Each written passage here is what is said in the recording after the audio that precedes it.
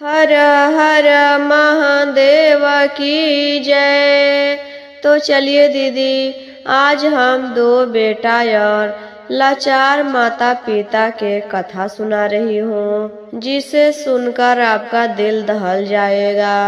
एक गांव में एक किसान था। किसान अपनी पत्नी के साथ बहुत खुश रहता था। किसान के पास काफी खेत था।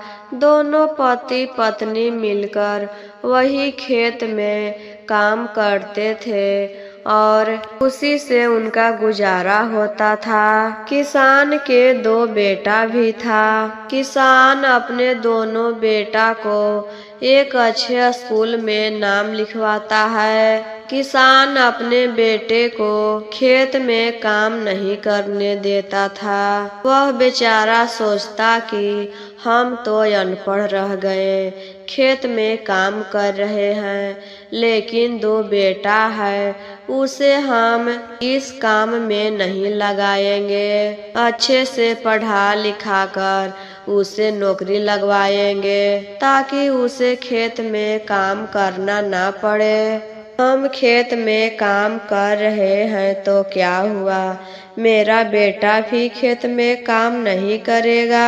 उसे पढ़ा लिखा कर नौकरी लगवा देंगे तो हमको भी खेत में काम नहीं करना पड़ेगा।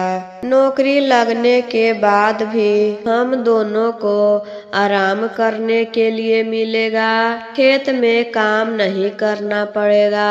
यही किसान सोचकर अपने दोनों बेटा को अच्छे स्कूल में पढ़ाता है। जब गांव में पढ़ाई पूरा हो जाता है, मैट्रिक पास कर जाता है, तो उसे बाहर भेज देता है पढ़ने के लिए।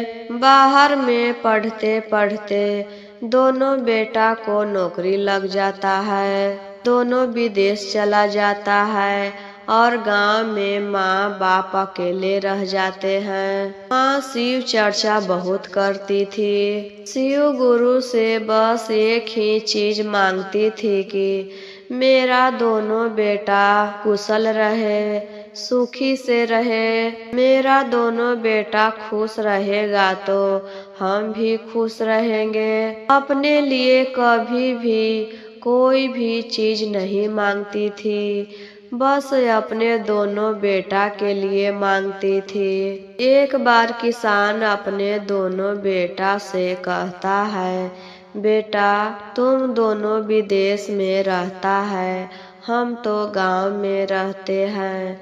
तुम दोनों अपना पसंद से एक लड़की खोज लेना और हमको बता देना। उसी लड़की से तुम दोनों को हम शादी करवा देंगे। अब हम दोनों को उम्र हो चुका है। अपने जीवन में तुम दोनों को घर बसना देखना चाहते हैं। अपनी मर्जी से जैसी लड़की पसंद हो, जहाँ चाहो वहाँ शादी कर सकते हो। माँ बाप के जिंदगी में बेटा बेटी का घर बस जाए तो अच्छा होता है। तब दोनों भाई अपने लिए लड़की पसंद कर लेता है और अपने पिताजी को बता देता है कि पापा हम लड़की पसंद कर लिए। तब किसान दोनों बेटा को घर बुलाता है और एक ही मंडप में दोनों बेटा को धूमधाम से शादी करवा देता है। दोनों बेटा शादी करने के बाद अपनी अपनी पत्नी को लेकर विदेश चला जाता है और गांव में माँ बाप अकेले हो जाते हैं। कुछ समय के बाद दोनों बेटा को दो दो बच्चा हो जाता है। उन दोनों को अपना अलग अलग एक परिवार हो जाता है। फिर तो दोनों अपने माता पिता को भूल ही जाते हैं। कभी कभी हाल चाल पूछने के लिए किसान ही इधर से फोन करता था कि बेटा तुम कैसे हो। बहू कैसी है, दोनों बच्चा कैसा है। लेकिन बेटा कभी भी उधर से अपने माता पिता को फोन करके नहीं पूछता था कि माँ तुम कैसी हो, पिताजी आप कैसे हैं। दोनों बेटा पैसा कमाने में इतना व्यस्त था कि अपने माता पिता को कभी भी याद नहीं करता था। कभी कभी तो किसान फोन करता था तो उठाता भी नहीं था। जब दोनों बूढ़ा बूढ़ी हो गए तो अपने बेटा के पास फोन करता है और कहता है, बेटा अब हम दोनों थक गए हैं, दोनों घर आता हमसे मिलने के लिए। तब बेटा कहता है, क्या कहते हैं पिताजी, यहाँ तो एक दिन भी छुट्टी नहीं मिल रहा है और आप घर आने के लिए बोल रहे हैं, कैसे घर आए। फिर छोटा बेटा के पास फोन करता है, तब वह भी यही बातें कहता है कि बहुत काम है, छुट्टी नहीं मिल रहा है। यह बातें सुनकर दोनों निराश हो जाते हैं। जब एक बार माँ बीमार पड़ जाती है तो किसान बड़ा बेटा के पास फोन लगाता है और कहता है, बेटा माँ बहुत बीमार है, कुछ पैसा भेजता तो इलाज करवा देते। तब बेटा कहता है, पिताजी घर में पैसा नहीं है, आपके पास तो बहुत सारा खेत है, उसी से पैसा हो जाता होगा, उसी से आप इलाज करवा लीजिए, यहाँ कहाँ पैसा बचता है, घर खर्च में ही सब खत्म हो जाता है, बच्चा के पढ़ाई लिखाई होता है उसी में और खर्चा हो जाता है, हमारे पास तो कुछ भी पैसा नहीं है। यह सुनकर किसान के हाथ पांव कांपने लगता है कि देखो तो जिस बेटा को पाल पोस कर बड़ा किए हैं वह या जैसे बोल रहा है। फिर किसान छोटा बेटा के पास फोन लगाता है, बेटा माँ बीमार है, कुछ पैसा भेज देता। तो वह भी यही कहता है, पिताजी आपके पास तो खेत है, खेत से बहुत सारा पैसा आता होगा, उसी से इलाज करवा लीजिए, हमारे पास पैसा नहीं है। यह सुनकर किसान फोन काट देता है और चिंता में हो जाता है कि देखो तो खेत के पैसा तो अपने समय पर मिलता है, साल में 1 या 2 बार होता है। बीमारी तो सोच समझकर नहीं आता है कि कब किसके पास पैसा है किसके पास नहीं है। इस वक्त तो हमारे पास पैसा नहीं है, कहाँ से इलाज करवाएं, कुछ समझ में नहीं आ रहा है। इसी दिन के लिए दोनों बेटा को पाल पोसकर बड़ा किए थे, कितना कष्ट सहकर बेटा को पाले थे, पढ़ाए थे, लिखाए थे, खेत में काम भी नहीं करने देते थे कि मेरा बेटा बड़ा होगा, नौकरी करेगा तो हमारा भी दुख खत्म हो जाएगा। और जब बेटा नौकरी करने लगा तो कह रहा है कि पैसा नहीं है, हमसे बातें करने तक भी उसके पास टाइम नहीं है। आज हम दोनों पराया हो गए हैं। फिर 2-4 दिन के बाद किसान बड़ा बेटा के फोन लगाता है तो उस वक्त वह बेटा फोन ही नहीं उठाता है। कहता है कि बार बार तो पिताजी का यही काम है, कुछ होता है और फोन करते रहता है। कई बार किसान फोन करता है तो एक बार उठाता है और कहता है, पिताजी अभी हम ऑफिस में हैं, बातें नहीं कर सकते हैं।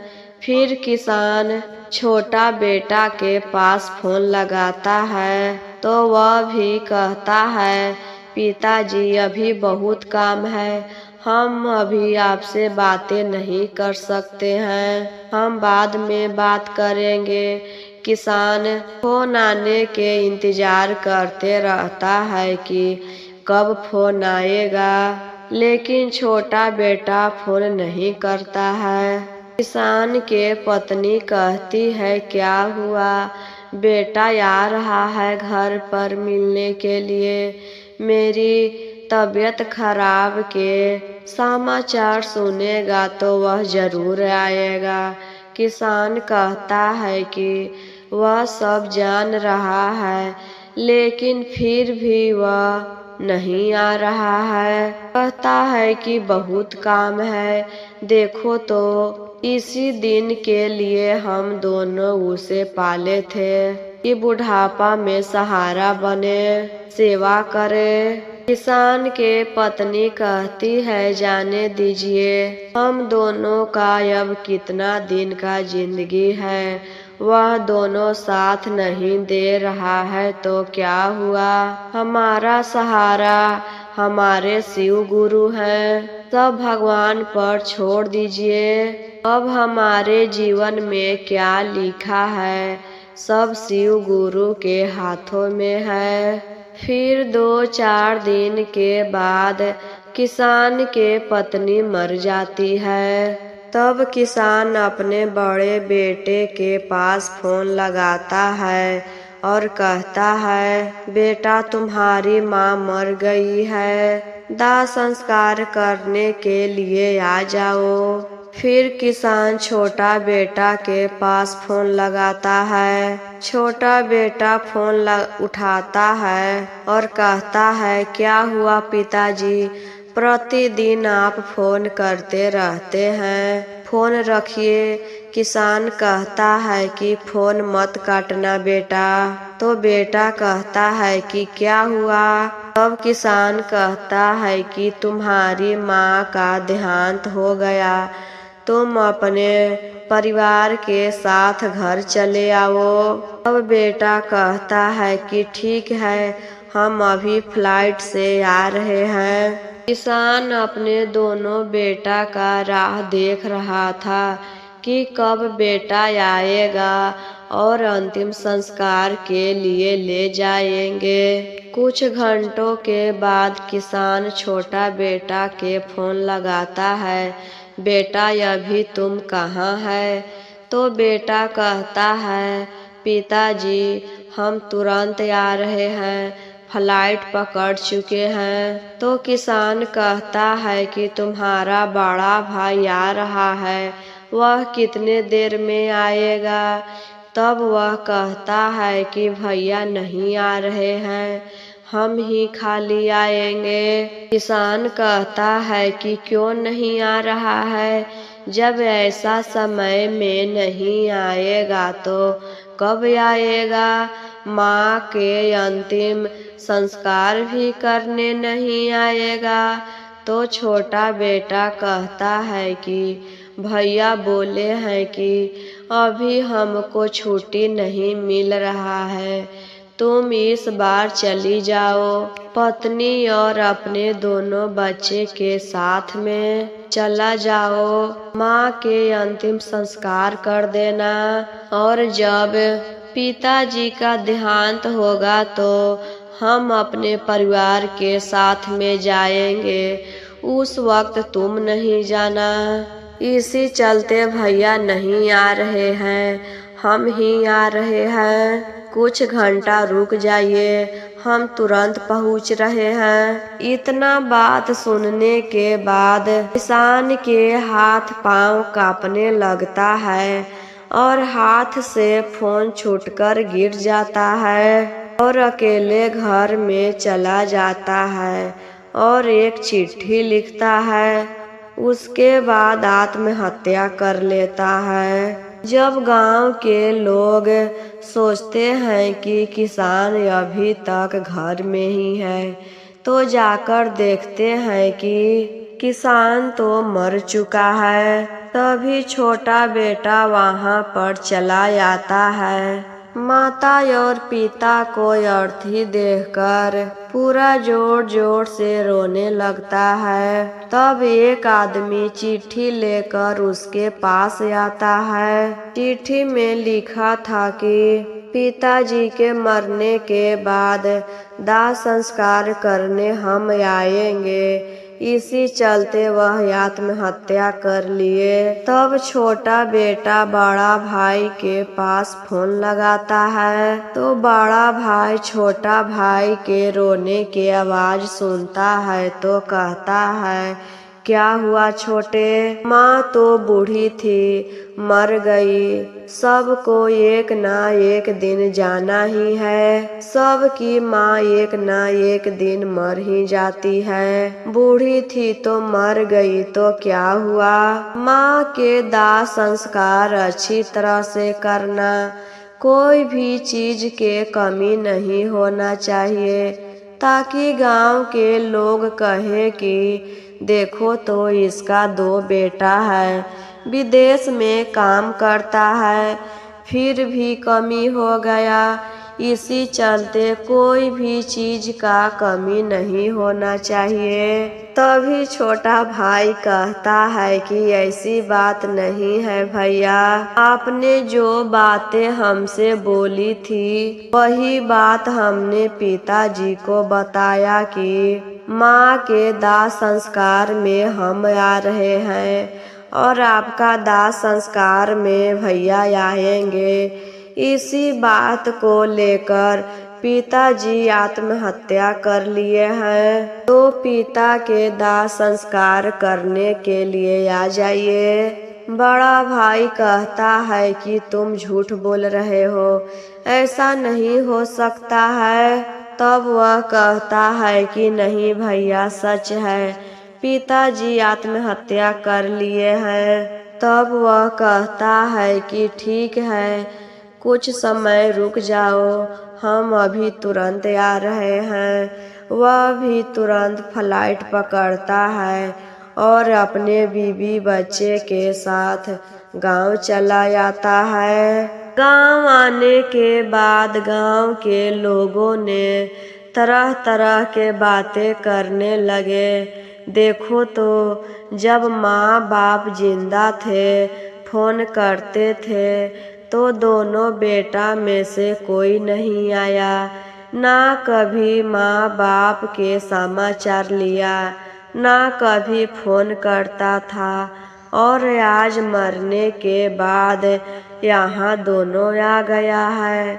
भगवान करे ऐसा बेटा किसी को ना दे। ऐसा बेटा होने से अच्छा हो कि बिना बेटा के रहे। ऐसा बेटा को पाल पोस कर बड़ा करने का क्या फायदा, जो बुढ़ापा में समय पर साथ न दे। किसान बेचारा कितना कष्ट सह के खेती बाड़ी करके अपना दोनों बेटा को पढ़ाया लिखाया, नौकरी किया। खेत में काम नहीं करने देता था कि मेरा बेटा नौकरी करेगा, हम नहीं नौकरी करे तो क्या हुआ, मेरा दोनों बेटा नौकरी करेगा। और जब नौकरी करने लगा तो अपने माँ बाप को भी भूल गया।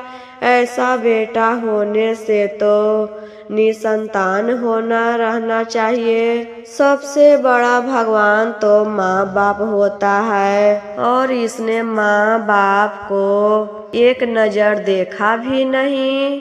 दोनों बेटा गांव वालों को सामने हाथ जोड़कर माफी मांगता है कि हमसे बहुत बड़ा गलती हो गया। हम पैसा कमाने के चक्कर में अपने माँ बाप को भूल गए। मेरे आँखों पर पैसा की पट्टी बंध गई थी। पैसा के सिवाय और कुछ नहीं दिखाई दे रहा था। आज हमारी आँखों पर से ये पट्टी हट गया है और हमारी जिंदगी में माँ बाप के बहुत कमी महसूस हो रही है। ऐसा दिन किसी माँ बाप के साथ न हो। हमारी तरह और भी कोई ऐसा गलती ना करे। दोनों भाई हाथ जोड़कर गांव वालों से माफी मांगता है। उसके बाद अपने माता पिता के दाह संस्कार के लिए ले जाता है।